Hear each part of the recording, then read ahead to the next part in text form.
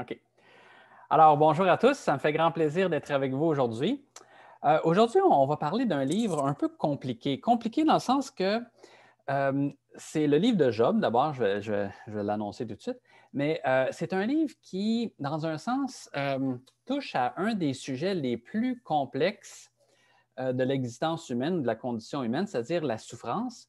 Mais comme c'est un sujet qui est surtout ressenti viscéralement, on a tous un rapport à la souffrance, habituellement plus ou moins négatif, euh, il passe beaucoup plus par notre tête en nous faisant, en fait, en nous questionnant sur nos préconceptions sur pourquoi la souffrance et quel est le rôle de Dieu par rapport à la souffrance. Donc, c'est un livre compliqué parce qu'il vise surtout à nous faire réfléchir, en fait, à un sujet sur lequel on n'aime pas trop réfléchir. Il y a des gens qui, comme Stephen Hawking, par exemple, l'astrophysicien, qui disait qu'il était athée parce que, ben, vous connaissez peut-être, hein, c'est un astrophysicien, mais il était paraplégique, il est décédé, je pense. Et il disait qu'il ne croyait pas que Dieu pouvait exister parce qu'il est paraplégique. Bon, techniquement, c'est un peu étrange qu'un scientifique dise ça parce que c'est vraiment une faute de logique. En fait, il n'y a pas de lien de cause à effet entre les deux, mais ça montre à quel point même les gens très intelligents ont un rapport à la souffrance qui est beaucoup plus viscéral. Dieu ne peut pas exister parce que je souffre, par exemple. Ce n'est pas un vrai argument philosophiquement. Les philosophes, même athées, diraient que ça n'a pas de sens comme argumentation, mais quand même, il y a des gens qui pensent comme ça. Et c'est normal parce qu'on a tous, quand on souffre, tendance plutôt à dire pourquoi moi, ce qui est en fait une question relativement loufoque quand on y pense. Mais c'est quand même comme ça que l'on ressent la souffrance. Alors, donc, je veux parler de Job, mais peut-être pour comprendre à quoi est-ce que Job essaie de répondre, quelle est la question ou le problème auquel il essaie de répondre, je pense qu'il faut passer par le livre des Proverbes. Ça fait partie, en fait, du même groupe de livres qu'on appelle les livres de sagesse dans la Bible, avec donc l'Ecclésiaste, c'est Job et Proverbes, qui sont donc des livres sur la sagesse. Et la sagesse, dans le fond, dans l'Ancien Testament, c'est des principes de vie, comme d'ailleurs dans les autres sagesses populaires. Là, les proverbes populaires, c'est essayer de comprendre des principes pour mieux vivre. Et un des enseignements principaux que vous connaissez probablement dans le livre des Proverbes est l'importance d'obéir à Dieu pour mieux réussir sa vie. Par exemple, dans l'introduction, on a au verset 7 du chapitre 1, « La crainte de Yahvé est le commencement de la connaissance. La sagesse et l'instruction, voilà ce que les imbéciles ou les sots méprisent. » Ça, c'est très intéressant comme verset parce que dans un sens, ça résume l'objectif de tout le livre des Proverbes qui est conformer sa vie à la volonté de Dieu pour qu'on puisse acquérir non seulement la sagesse pour mieux vivre, mais en fait, justement, pour mieux vivre. C'est en obéissant à Dieu, mais pour obéir à Dieu, il faut savoir comment la vie est supposée fonctionner selon les intentions de Dieu. Et si on suit le mode d'emploi de la vie, on va avoir beaucoup plus de succès que sinon.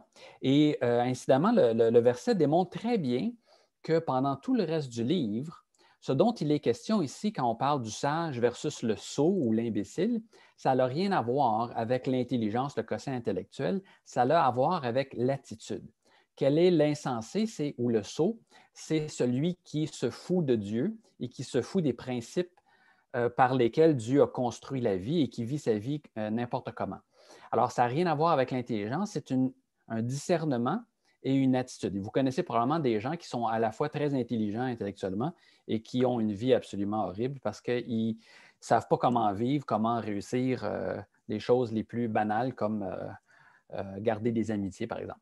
Alors, si donc on suit ce principe-là, on voit que le livre des Proverbes nous encourage à conformer notre vie à certains principes.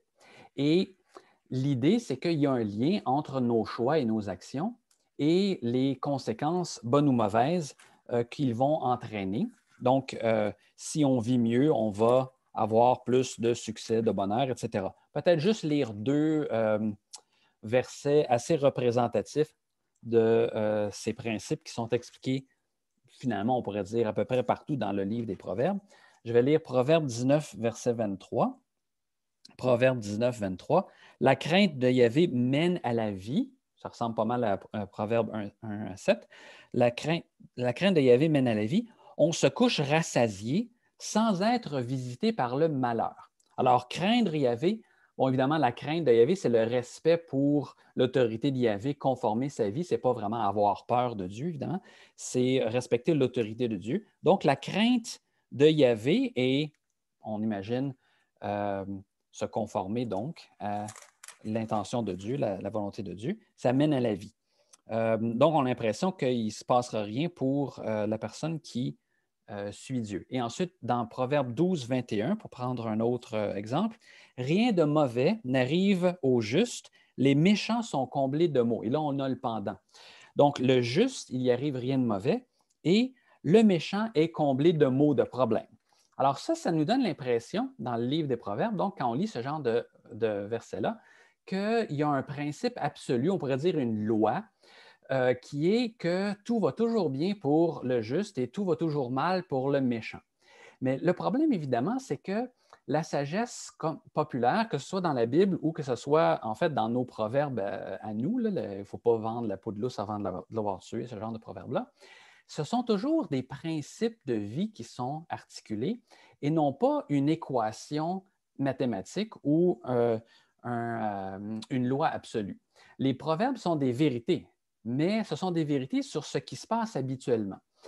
Quand Jésus dit un proverbe comme « Qui tirera l'épée mourra par l'épée », il ne dit pas que chaque personne qui a été violente dans sa vie a subi une mort violente ou va en subir une s'il n'est pas encore décédé, mais que si on commet la violence, on risque beaucoup plus d'en être victime qu'autrement.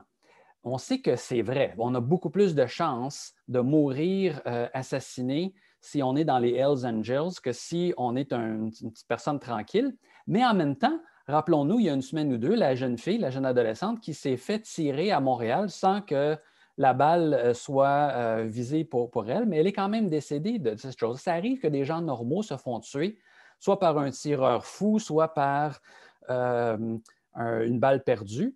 Et il y a des gens qui sont des tueurs, qui ont peut-être assassiné 40 personnes dans leur vie et qui meurent de vieillesse. Alors, ce n'est pas une loi absolue, ce n'est pas une garantie, c'est un principe. Il est clair que si vous êtes violent, vous avez pas mal plus de chances de mourir de façon violente. Et c'est ce que Jésus dit. Il ne prétend pas que Dieu s'assure qu'il est impossible de mourir du cancer quand on a assassiné quelqu'un. Il va falloir absolument se faire assassiner soi-même. De la même façon, d'ailleurs, on pourrait dire qu'il y a des gens comme ça qui pensent que les principes, étant donné qu'ils ne sont pas vrais à 100% tout le temps dans toutes les circonstances, qu'on devrait s'en foutre complètement. Et donc, les gens disent, on va tous mourir de quelque chose, donc je vais fumer, je vais boire un 40 onces d'alcool par jour, puis je vais me shooter avec des seringues que je trouve dans la ruelle parce qu'on va mourir de quelque chose. Mais évidemment, il est clair que même s'il est possible qu'on meure de cancer sans avoir fumé ou mangé du fast-food tous les jours de sa vie, on a beaucoup plus de chances de mourir du cancer si on a vécu tout croche que si on a pris soin de sa santé. Mais ce n'est pas une garantie. Il y a des gens qui font tout parfaitement et qui meurent du cancer. Et il y a des gens qui vivent tout croche. On a tous là, un grand-père quelque part, là, il fumait 3 paquets de cigarettes par jour puis il est mort à 98 ans dans son sommeil. Mais on ne peut pas vivre comme si dans la vie, les choses sont toujours à 100% pareilles. Il y a des principes de vie. Et c'est ça que le livre des Proverbes nous encourage à discerner, c'est quels sont les principes de vie, qu'est-ce qui se passe en général. Il ne faut pas prendre ça encore une fois comme une promesse absolue que c'est sûr que ça va se passer comme ça. Et c'est ce qu'on appelle en fait la théologie de la rétribution. La rétribution, c'est redonner à chacun selon en fait ce qu'il a fait. Si on fait le bien, on a plus de chances que les choses se passent bien. Si on fait le mal, il y a plus de chances qu'on ait des problèmes. Le problème, évidemment, avec ce genre de théologie, c'est qu'il y a toujours des gens, évidemment, qui en font quelque chose de rigide et d'absolu. Et il y avait des gens en Israël qui croyaient justement que les lois absolues, à leurs yeux, du livre des Proverbes étaient vraies en tout temps, en toutes circonstances, et donc on pouvait faire le chemin inverse. C'est-à-dire que, étant donné que faire le mal va nous entraîner du mal ou des malheurs, ça veut dire que chaque personne qui connaît un malheur doit avoir fait le mal.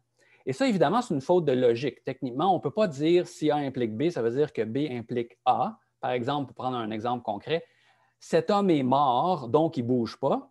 C'est pas mal toujours vrai. ça ne veut pas dire pour autant que l'inverse est vrai. Cet homme ne bouge pas, donc il est mort. Il peut être endormi, inconscient, peu importe. Alors, c'est une faute de logique fondamentale de penser que parce que faire le mal va habituellement créer des problèmes, ça veut dire que si on a un problème, c'est qu'on a fait le mal ou on a désobéi à Dieu. Et donc, le livre de Job vise justement à corriger cette simplification à outrance d'un principe qui est pourtant vrai. Et d'ailleurs, le livre de Job accepte le principe comme étant vrai. Jamais dans le livre de Job, c'est dit que faites le mal parce que de toute façon, ce n'est pas grave, ça n'aura pas de conséquences ou faire le bien ne va pas vous avantager. Le problème que le livre de Job soulève, c'est qu'il peut y arriver qu'un juste souffre sans que ce soit parce qu'il a péché. Et en fait, c'est tellement dur à comprendre que les amis de Job vont, pendant tout le livre, refuser d'accepter la chose. On a comme lecteur l'avantage de voir au début, dans les 2 premiers chapitres, qu'on ne lira pas parce que c'est trop long, mais je vous invite à le faire cette semaine, une démonstration. C'est une mise en situation seulement pour démontrer que Job, il est innocent. On sait, nous, comme lecteurs, que Job, il n'a rien fait de mal. Non seulement on n'a pas de raison de croire qu'il a fait du mal, mais Dieu lui-même affirme à propos de Job qu'il n'a rien fait de mal. Et pourtant, il lui arrive toutes sortes de malheurs terribles. Alors, nous, on sait comme lecteurs que Job n'a rien fait de mal, et pourtant, il a des problèmes. Mais les amis de Job ont tellement de la misère à accepter que ça peut arriver que pendant tout le long du livre, ils vont répéter, en fait, si ça va si mal dans ta vie, il doit y avoir un péché dans ta vie, il faut donc comme il faut dans ta vie, il y a quelque chose que tu as oublié, que tu as dû commettre comme péché. Et nous, on sait que c'est de la foutaise, ce que les amis de Job disent. C'est pas vrai. On a une démonstration dès le départ. Je vais peut-être juste me contenter de lire deux versets du chapitre 1 pour nous aider à voir ça. Donc, verset 1 du chapitre 1, il y avait au pays d'Outs un homme nommé Job. Cet homme était intègre et droit. Il craignait Dieu et s'écartait du mal. Craindre Dieu, c'est le commencement de la sagesse et craindre Dieu nous apporte le bonheur. Donc, on s'attend que Job va avoir une vie heureuse et que tout va bien aller pour Job. Mais on nous dit au verset 8, Yahvé dit à l'adversaire, parfois traduit le Satan, mais ce n'est pas Satan avec un grand S nécessairement, là, ça s'appelle le Satan, l'adversaire, l'avocat du diable, on pourrait dire. As-tu remarqué Job, mon serviteur? Il n'y a personne comme lui sur la terre. C'est un homme intègre et droit qui craint Dieu et s'écarte du mal. Si on connaît son livre des Proverbes, on s'attend à ce que Job, ça aille toujours bien dans sa vie. Mais encore une fois, on a une série de problèmes qui surviennent dès le premier chapitre et on a la réponse de Job. Là, on pourrait dire, peut-être que Job, finalement, il va démontrer en se fâchant contre Dieu qu'il méritait, dans le fond, ce qui lui est arrivé. Mais regardez ce qu'on dit au verset 20 du chapitre 1, après que les malheurs l'aient frappé. Alors Job se leva, déchira son manteau et se rasa la tête, puis il tomba à terre, se prosterna et dit, nu, tout nu, là. Nu, je suis sorti du ventre de ma mère, et nu, j'y retournerai. Yahvé a donné, Yahvé a ôté, que le nom de Yahvé soit béni. Je vous mets au défi, si vous arrive des malheurs aussi graves que Job, d'avoir une réponse aussi respectueuse envers Dieu. Tout ce que Dieu m'avait donné de bon, il l'a enlevé, mais comme c'est Dieu qui me l'avait donné, il avait le droit, il n'y a pas de problème. Je suis prêt à vivre avec ça. C'est extraordinaire comme attitude. Cet homme-là, non seulement au début du livre, mais après les malheurs aussi, il est irréprochable dans sa relation avec Dieu. Et donc, c'est très clair qu'il n'est pas puni par Dieu parce qu'il a été méchant ou qu'il a commis un péché. Donc, ici, on a un contre-exemple parfait du principe que faire le bien entraîne du bien, faire le mal entraîne du mal. Ce n'est pas une loi absolue, c'est un principe généralement vrai. Et donc, le cas de Job, c'est un cas problème. C'est un cas qui démontre que le principe, il n'est pas vrai à 100% dans toutes les circonstances. Et comme j'ai dit dans les prochains chapitres, essentiellement, la plupart des mots dans le livre de Job, ce sont les discours des amis de Job qui s'évertuent à continuer à dire non, non, non, non, le principe, il est vrai toujours, et donc, ça ne se peut pas que si ça va si mal dans ta vie, que tu n'aies pas péché. Et en fait, Job lui-même dit qu'il ne voit pas quel péché il a pu commettre. Et nous, on sait que ce n'est effectivement pas ça l'explication pour ses malheurs. Et donc, dans le fond, on est du côté de Job pendant tout le livre. Alors, pendant des chapitres et des chapitres, c'est le même dialogue. Les amis de Job disent qu'il a fait le mal et Job dit non, ce n'est pas ça l'explication. Mais en même temps, jamais Job ne rejette le principe de la rétribution. C'est vrai que Dieu punit le méchant et qu'il récompense le juste, c'est juste pas l'explication pour ce qui m'arrive à moi maintenant. Alors, le principe, il est maintenu par le livre de Job, mais il est nuancé en disant que ce n'est pas la bonne explication pour cette situation-là. Et donc, en fait, euh, les deux livres de Proverbes et Job ne sont pas en contradiction, mais Job vient nuancer le principe général du livre des Proverbes. Et à la fin du livre, Dieu donne raison à Job contre ses amis, en fait. On a vu donc que non seulement Job ne se fâche pas contre Dieu quand il subit le malheur, mais à la fin même, on a Dieu qui intervient et devant les amis de Job qui ont continué à répéter qu'en fait, le principe, il devait être vrai même pour Job, Dieu dit, après qu'il avait eu dit cela à Job, il avait dit à Éliphaz le Thémanite, donc c'est un des amis de Job, là, je suis en colère contre toi et tes deux amis parce que vous n'avez pas parlé de moi correctement comme l'a fait Job, mon serviteur. Et donc, en fait, on a ici une condamnation de la part de Dieu, excusez, des amis de Job qui n'ont fait que répéter le principe du livre des Proverbes, en fait. Donc, c'est très intéressant parce que dans le fond, Dieu il dit ici que euh, les amis de Job ont parlé de Dieu de façon incorrecte alors qu'ils n'ont fait que répéter le principe de la rétribution. Alors, s'ils ont répété le message des Proverbes, pourquoi ce n'est pas correct? Bien, parce qu'ils ont dit que ça, c'est l'explication pour le malheur de Job. En fait, Dieu ne rejette pas, lui non plus, le principe général du livre des Proverbes, que quand on fait le mal, ça va nous attirer des problèmes, puis quand on fait le bien, ça va généralement bien se passer pour nous. Mais plutôt que ici, ça a été une faute de la part des amis de Job que de dire ça, c'est l'explication pour ce qui se passe avec Job. Et en fait, la seule faute que Job commet dans le livre, c'est qu'il succombe à la tentation de définir les intentions, les actions de Dieu, pourquoi Dieu fait ce qu'il fait, et quelle est, dans le fond, on pourrait dire, la responsabilité jusqu'à un certain point de Dieu par rapport à ça, pouvoir expliquer Dieu et pourquoi est-ce que Dieu, dans le fond, il fait ce qu'il fait en rapport avec la souffrance. Et dans le fond, c'est la seule chose que Job fait qui n'est pas correcte et je soupçonne que l'auteur vise à nous remettre autant nous, le lecteur, à notre place que Job lui-même euh, en disant que Dieu reproche à Job d'avoir fait ça, parce que nous aussi, c'est notre tendance de penser qu'on est capable de faire rentrer Dieu dans un système, une explication sur pourquoi la souffrance, pourquoi les gens souffrent, etc., etc. Regardons par exemple dans Job 31, les versets 35 et 36. Ah, s'il y avait quelqu'un pour m'écouter, ça c'est Job qui parle, voilà mon dernier signe, que le puissant, que Dieu me réponde. La plainte écrite par mon accusateur, ne la porterai-je pas sur mon épaule, ne la nouerai-je pas sur moi comme une couronne.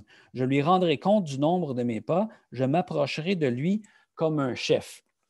Alors, et il y a d'autres choses dans ce chapitre-là, mais je suis content juste de dire ça, que dans le fond, Job fait deux choses. Il dit, non, en fait, Dieu il est supposé de faire quelque chose et il lance un appel à Dieu, comme dans certains psaumes, au milieu de la souffrance, ce qui n'est pas une mauvaise chose. On est encouragé dans les psaumes, quand on est dans la détresse, d'en appeler à Dieu, mais pas de penser qu'on est capable d'expliquer quelle est la responsabilité de Dieu, qu'est-ce que Dieu est supposé faire dans ma situation quand je souffre. C'est évidemment notre tendance à tous, quand on souffre, de dire hey, Dieu, il faut qu'il fasse quelque chose, là, ça n'a pas de bon sens que ça continue cette chose-là.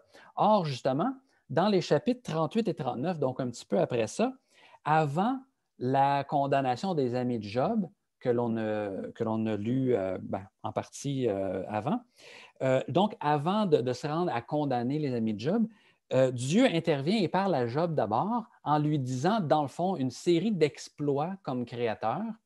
Et il demande à Job, donc, dans le fond, d'expliquer ou de reproduire les exploits de Dieu comme créateur.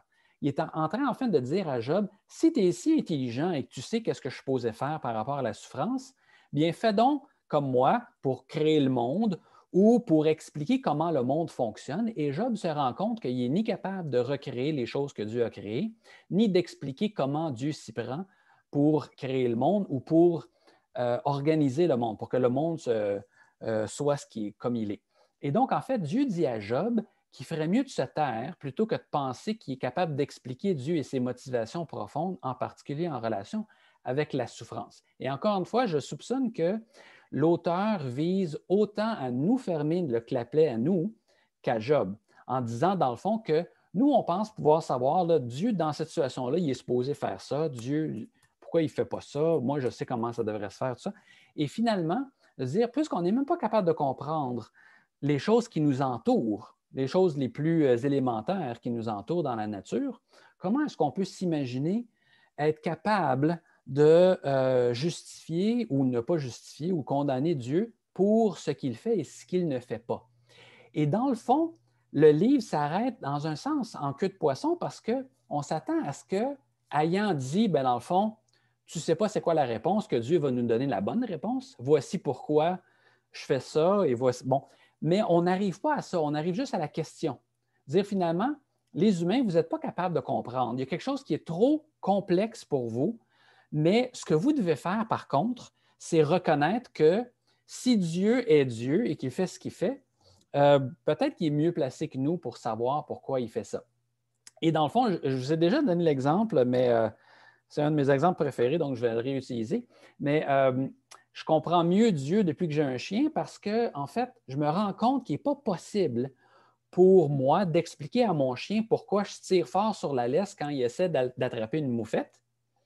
Et je me dis que si tout ce que mon chien est capable de comprendre, c'est non puis un coup de laisse, imagine comment ça doit être difficile pour Dieu d'expliquer à nous, les humains, pourquoi il fait ce qu'il fait, comment les choses sont, comment elles sont, considérant que la différence d'intelligence, autant aussi intelligent qu'on peut s'estimer comme humain, là, la différence d'intelligence entre nous et nos chiens est infiniment plus petite que la différence d'intelligence entre les humains et Dieu.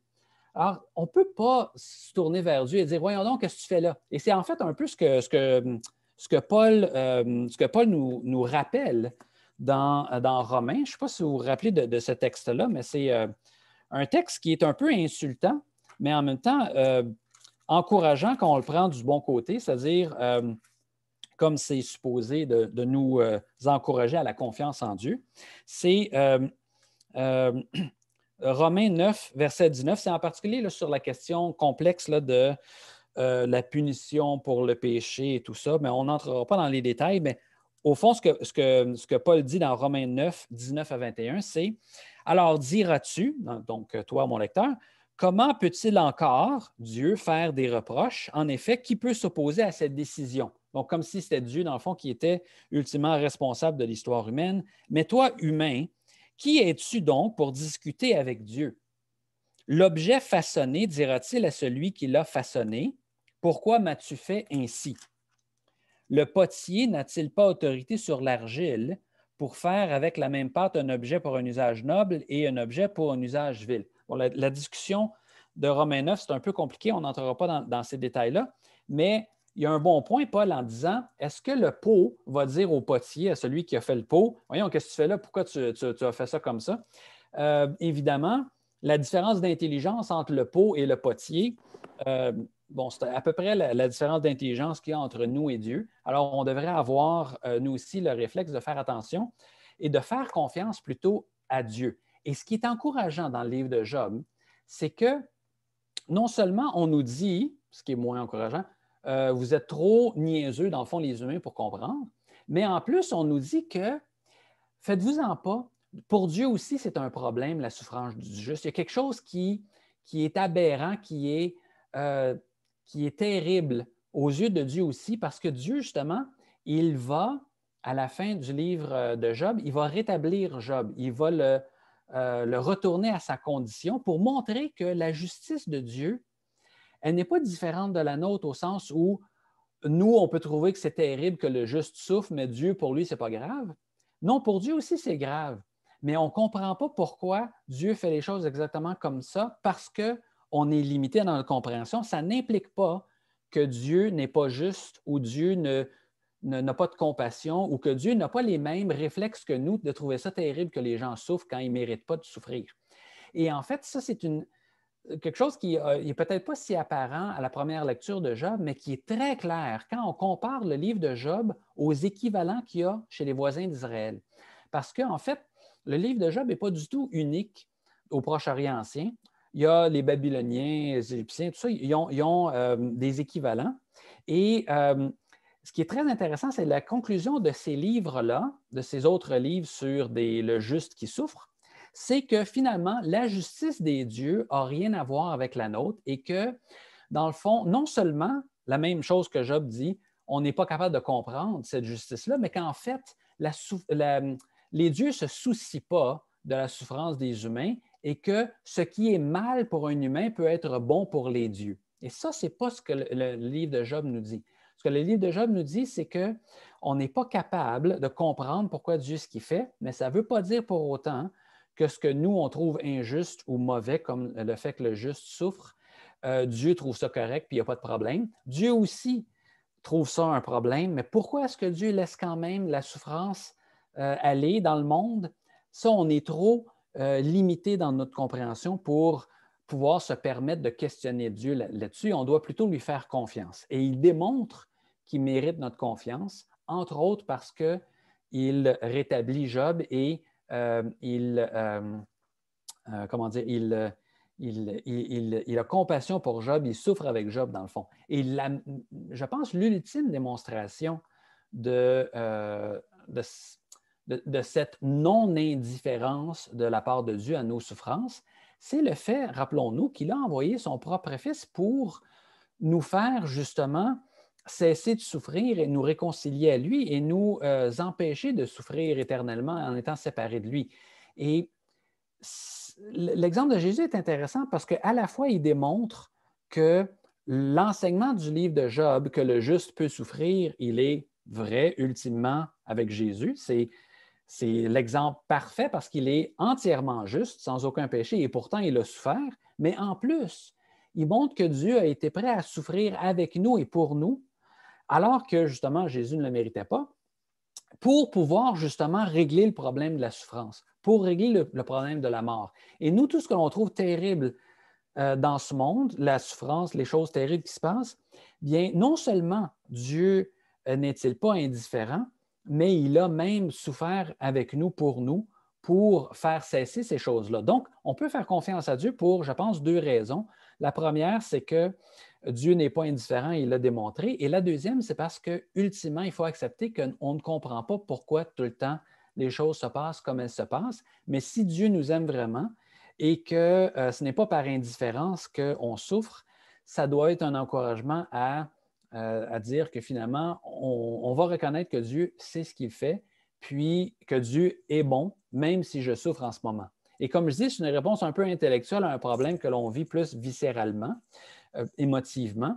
Mais je pense qu'il faut des fois que notre tête parle à notre cœur pour nous rassurer, pour nous dire que faisons donc confiance en Dieu parce que dans le fond, ultimement, quand on y pense, Dieu doit savoir ce qu'il est en train de faire, même si ça ne nous plaît pas toujours, puis qu'on n'est pas toujours content avec comment les choses se déroulent, que si Dieu est vraiment Dieu, il faut peut-être accepter que des fois, on est dans la même situation que mon chien devant une moufette, puis on ne comprend pas pourquoi Dieu veut ce qu'il veut ou permet ce qu'il permet. Et pourtant, Dieu, ça ne veut pas dire que Dieu ne nous aime pas ou qu'il n'est pas en contrôle de la vie, mais ça veut dire en fait qu'il y a des choses qui se passent qu'on n'est pas capable de comprendre. Alors, je nous invite à faire confiance à Dieu et à évidemment continuer à faire appel à lui comme nous invite à le faire le livre des psaumes et à continuer aussi à lui obéir en pensant que si on obéit à Dieu, on a beaucoup plus de chances d'être heureux que si on désobéit à Dieu, comme nous dit le livre des Proverbes, mais en même temps reconnaître que comme la vie, c'est toujours un peu plus compliqué que des principes, mais aussi vrai soit-il, que quand les choses ne se passent pas comme elles sont supposées, de reconnaître que dans le fond, ça ne veut pas dire que le principe n'est pas vrai pour autant, ça veut dire que ce n'est pas une loi mathématique, c'est un principe de vie qui est généralement vrai. Et il faut continuer à faire confiance à Dieu, même quand la loi ou le principe ne s'applique pas précisément à la situation dans laquelle on est. Bonne semaine.